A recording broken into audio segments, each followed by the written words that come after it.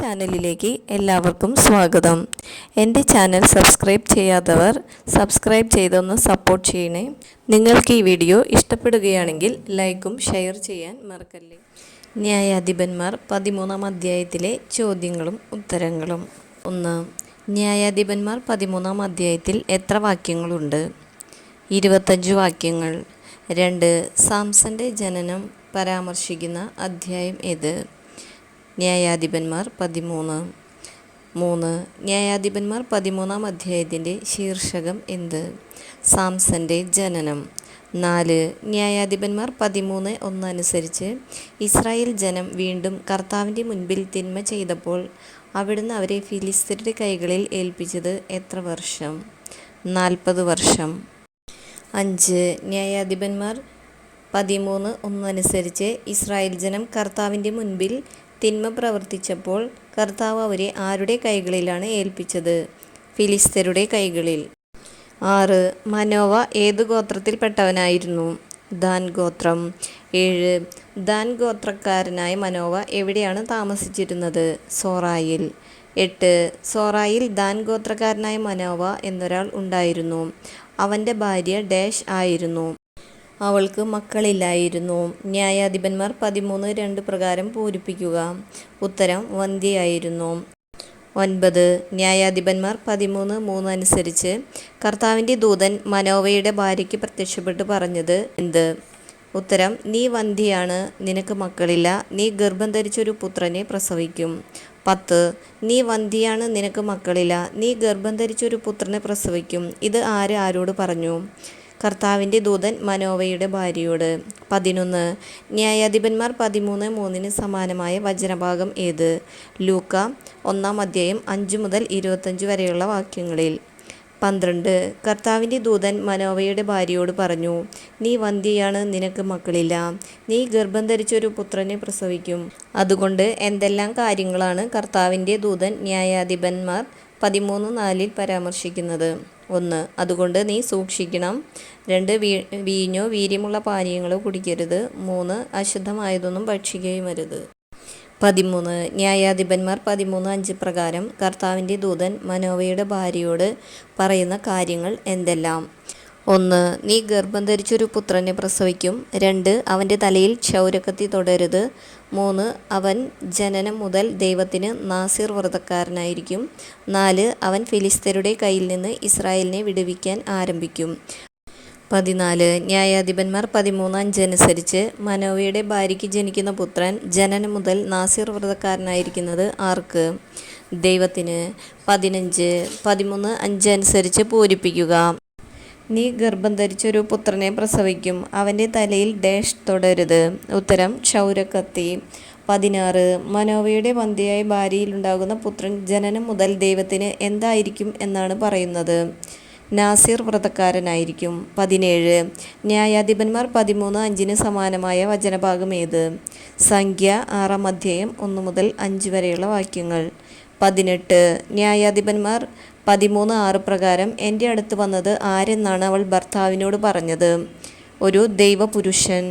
19. ന്യായാധിപന്മാർ 13:6 പ്രകാരം ദൈവപുരുഷൻ്റെ മുഖം എങ്ങനെയുള്ളതാണെന്നാണ് അവൾ, അതായത് മനോവയുടെ ഭാര്യ, ഭർത്താവിനോട് പറഞ്ഞത്? അവൻ്റെ മുഖം ദൈവദൂതൻ്റേതുപോലെ പേടിപ്പെടുത്തുന്നതാണ്. 20. ന്യായാധിപന്മാർ 13:6 അനുസരിച്ച് അവൾ എന്താണ് ചോദിക്കാതിരുന്നത്? എവിടെ നിന്ന് വരുന്നുവെന്ന് അവനോട് ചോദിച്ചില്ല. 21. എവിടെ നിന്ന് വരുന്നുവെന്ന് അവനോട് ഞാൻ ചോദിച്ചില്ല, അവൻ എന്തും പറഞ്ഞതുമില്ല എന്നാണ് ന്യായാധിപന്മാർ 13:6 പ്രകാരം പറയുന്നത്. അവൻ പേര് പറഞ്ഞതുമില്ല. 22. ന്യായാധിപന്മാർ 13:7 അനുസരിച്ച് കർത്താവിൻ്റെ ദൂതൻ മനോവയുടെ ഭാര്യയോട് പറഞ്ഞ കാര്യങ്ങൾ എന്തെല്ലാമാണെന്നാണ് അവൾ മനോവയോട് പറയുന്നത്? 1. നീ ഗർഭം ധരിച്ച ഒരു പുത്രനെ പ്രസവിക്കും. 2. വീഞ്ഞോ വീര്യമുള്ള പാനീയങ്ങളോ കുടിക്കരുത്. 3. അശുദ്ധമായതൊന്നും ഭക്ഷിക്കുകയുമരുത്. 4. ബാലൻ ആജീവനാന്തം ദൈവത്തിന് നാസിർ വ്രതക്കാരനായിരിക്കും. 23. ന്യായാധിപന്മാർ 13:8 പ്രകാരം കർത്താവിനോട് പ്രാർത്ഥിച്ചതാര്? ഉത്തരം മനോവ. 24. മനോവ കർത്താവിനോട് പ്രാർത്ഥിച്ചതെന്ത്?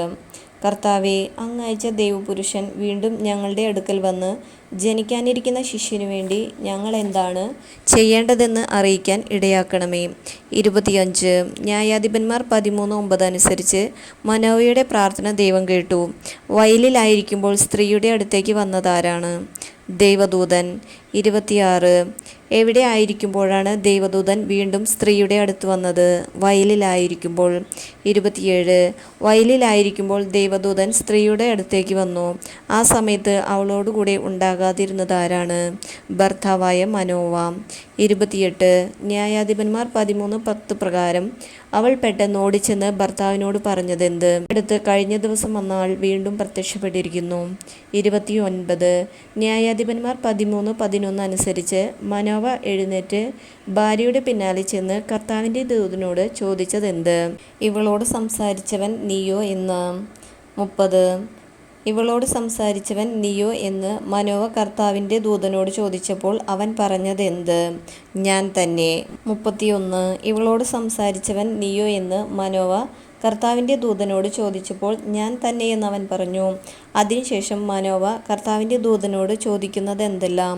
2 കാര്യങ്ങൾ ചോദിക്കുന്നുണ്ട്. ഒന്ന്, നിന്റെ വാക്കുകൾ നിറവേറുമ്പോൾ ബാലൻ്റെ ജീവിതചര്യ എങ്ങനെയായിരിക്കണം? അവൻ എന്താണ് ചെയ്യേണ്ടത്? 32 ഞാൻ സ്ത്രീയോട് പറഞ്ഞതെല്ലാം അവൾ പാലിക്കട്ടെ. ഇത് ആരോട് പറഞ്ഞു? കർത്താവിൻ്റെ ദൂതൻ മനോവയോട് പറഞ്ഞു. 33 ന്യായാധിപന്മാർ 13:14 അനുസരിച്ച് എന്തിൽ നിന്നുള്ളതൊന്നും അവൾ ഭക്ഷിക്കരുത് എന്നാണ് പറയുന്നത്? മുന്തിരിയിൽ നിന്നുള്ളതൊന്നും. 34 ന്യായാധിപന്മാർ 13:14 പ്രകാരം അവൾ എന്ത് കുടിക്കരുത് എന്നാണ് പറയുന്നത്?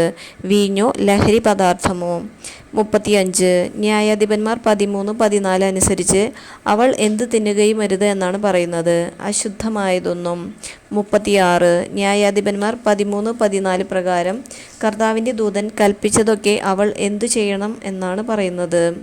അവൾ പാലിക്കണം. 37 ന്യായാധിപന്മാർ 13:14 പ്രകാരം മനോവയുടെ ഭാര്യ പാലിക്കണമെന്ന് പറയുന്നത് എന്ത്? കർത്താവിൻ്റെ ദൂതൻ കൽപ്പിച്ചതെല്ലാം. 38 ന്യായാധിപന്മാർ 13:14 പ്രകാരം അശുദ്ധമായതൊന്നും അവൾ എന്ത് ചെയ്യരുതെന്നാണ് പറയുന്നത്? തിന്നുകയും അരുത്. 39 ന്യായാധിപന്മാർ 13:15 പ്രകാരം മനോവ കർത്താവിൻ്റെ ദൂതനോട് പറഞ്ഞതെന്ത്?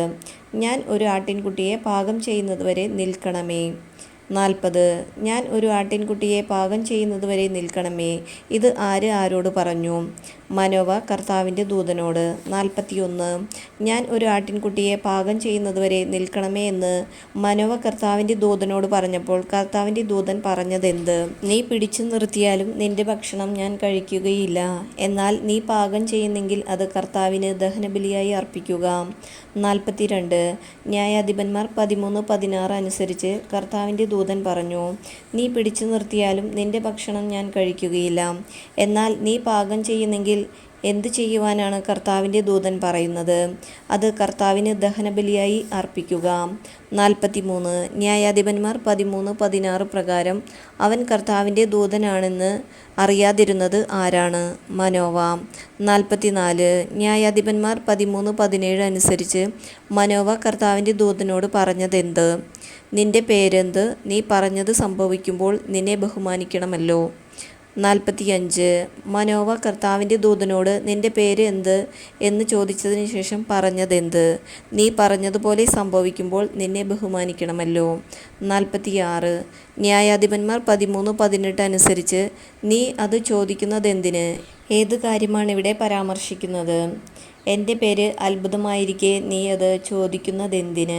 47 ന്യായാധിപന്മാർ 13:18 അനുസരിച്ച് എൻ്റെ പേര് എന്തായിരിക്കെ നീ അത് ചോദിക്കുന്നതെന്തിന് എന്നാണ് പറയുന്നത്? അത്ഭുതമായിരിക്കെ.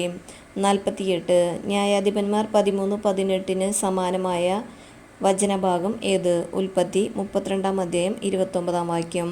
49 എൻ്റെ പേര് അത്ഭുതമായിരിക്കെ നീ അത് ചോദിക്കുന്നതെന്തിന് എന്ന് കർത്താവിൻ്റെ ദൂതൻ പറഞ്ഞപ്പോൾ മനോവ കൊണ്ടുവന്നതെന്ത്? ആട്ടിൻകുട്ടിയെ. 50 ന്യായാധിപന്മാർ 13:19 അനുസരിച്ച് മനോവ ആട്ടിൻകുട്ടിയെ കൊണ്ടുവന്ന് എന്തിനോട് കൂടെയാണ് അത്ഭുതം പ്രവർത്തിക്കുന്നവനായ കർത്താവിന് പാറപ്പുറത്ത് അർപ്പിച്ചത്? ധാന്യബലിയോടുകൂടെ. 51 മനോവ ആട്ടിൻകുട്ടിയെ കൊണ്ടുവന്ന് ധാന്യബലിയോടുകൂടെ പാറപ്പുറത്ത് അർപ്പിച്ചതാർക്ക്? അത്ഭുതം പ്രവർത്തിക്കുന്നവനായ കർത്താവിന്. 52 ന്യായാധിപന്മാർ 13:20 അനുസരിച്ച് ബലിപീഠത്തിൽ നിന്ന് അഗ്നിജ്വാല ഉയർന്നതെവിടേക്ക്? ആകാശത്തിലേക്ക്. 53 ആരെല്ലാം നോക്കി നിൽക്കെയാണ് കർത്താവിൻ്റെ ദൂതൻ ബലിപീഠത്തിലെ അഗ്നിജ്വാലയിലൂടെ ഉയർന്നു പോയത്? മനോവയും ഭാര്യയും നോക്കി നിൽക്കെ. 54 മനോവയും ഭാര്യയും നോക്കി നിൽക്കെ ബലിപീഠത്തിലെ അഗ്നിജ്വാലയിലൂടെ ഉയർന്നു പോയതാര്? കർത്താവിൻ്റെ ദൂതൻ. 55 മനോവയും ഭാര്യയും നോക്കി നിൽക്കെ കർത്താവിൻ്റെ ദൂതൻ ഉയർന്നു പോയത് എന്തിലൂടെ? ബലിപീഠത്തിലെ അഗ്നിജ്വാലയിലൂടെ. 56 കർത്താവിൻ്റെ ദൂതൻ ബലിപീഠത്തിലെ അഗ്നിജ്വാലയിലൂടെ ഉയർന്നു പോയപ്പോൾ മനോവയ്ക്കും ഭാര്യയ്ക്കും എന്ത് സംഭവിച്ചു? അവർ നിലത്ത് കമിഴ്ന്നു വീണു. 57 കർത്താവിൻ്റെ ദൂതൻ ബലിപീഠത്തിലെ അഗ്നിജ്വാലയിലൂടെ ഉയർന്നു പോയപ്പോൾ അവർ നിലത്ത് കമിഴ്ന്നു വീണു. ആര്? ഉത്തരം മനോവയും ഭാര്യയും. 58 ന്യായാധിപന്മാർ 13:21 അനുസരിച്ച് അവൻ മനോവയ്ക്കും ഭാര്യയ്ക്കും പിന്നീട് പ്രത്യക്ഷപ്പെട്ടില്ല. ആര്? കർത്താവിൻ്റെ ദൂതൻ. 59 ന്യായാധിപന്മാർ 13:21 പ്രകാരം അത് കർത്താവിൻ്റെ ദൂതനായിരുന്നെന്ന് വ്യക്തമായതാർക്ക്? മനോവയ്ക്ക്.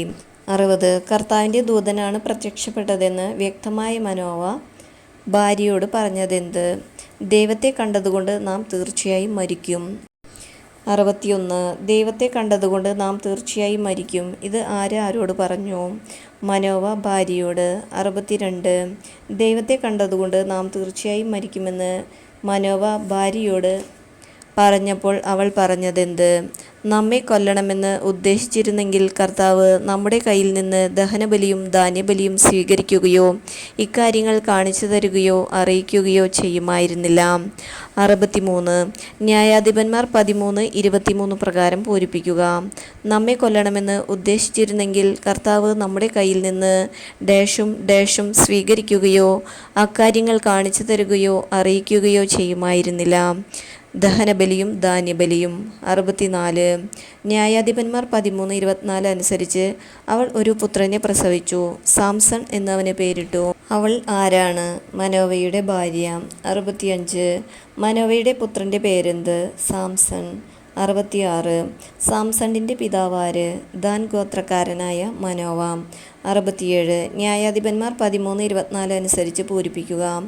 അവൾ ഒരു പുത്രനെ പ്രസവിച്ചു. സാംസൺ എന്നവന് പേരിട്ടു. കുട്ടി വളർന്നു അവനെ അനുഗ്രഹിച്ചു. ഉത്തരം കർത്താവ്. 68 ന്യായാധിപന്മാർ 13:25 അനുസരിച്ച് കർത്താവിൻ്റെ ആത്മാവ് സാംസണിൽ പ്രവർത്തിച്ചു തുടങ്ങിയത് എവിടെ വെച്ച്? സോറായ്ക്കും എഷ്താവോലിനും മധ്യേയുള്ള മഹനേദാനിൽ വെച്ച്.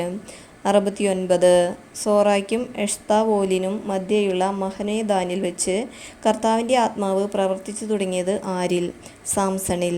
70 സാംസണിൽ കർത്താവിൻ്റെ ആത്മാവ് പ്രവർത്തിച്ചു തുടങ്ങിയത് സോറായ്ക്കും എഷ്താവോലിനും മധ്യേയുള്ള എവിടെ വച്ചാണ്? ഉത്തരം മഹനേദാനിൽ.